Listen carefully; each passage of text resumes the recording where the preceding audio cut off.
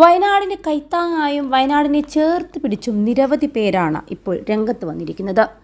ഇപ്പോഴിതാ വയനാട് ഉരുൾപൊട്ടലിൽ മാതാപിതാക്കൾ നഷ്ടപ്പെട്ട കുട്ടികളെ വീട്ടിലേക്ക് കൊണ്ടുപോകാൻ തയ്യാറാണെന്ന് ബോബി ചെമ്മണ്ണൂരും.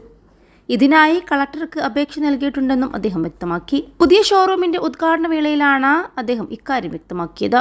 സാധാരണ ആഘോഷവും ചാരിറ്റിയുമൊക്കെയായിട്ടാണ് ഉദ്ഘാടനമൊക്കെ നടത്താറ്.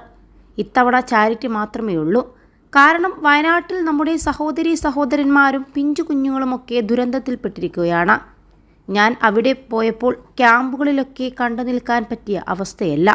അവർക്ക് സഹായം നൽകാനാണ് തീരുമാനിച്ചിരിക്കുന്നത്. എന്നെ കരയിച്ച ഒരു സംഭവം, ഞാൻ തിരിച്ചിറങ്ങാൻ നിൽക്കുമ്പോൾ 5-6 വയസ്സുള്ള പെൺകുട്ടി ഓടി വന്ന് കയ്യിൽ പിടിച്ചു.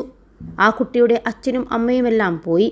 ആ കുട്ടി ക്ലാസ് റൂമിൽ ആ ജനക്കൂട്ടത്തിനിടയിൽ ജീവിക്കുകയാണ്. അൽ സലാമ ഐ ഹോസ്പിറ്റൽ, ഹോസ്പിറ്റൽ റോഡ്.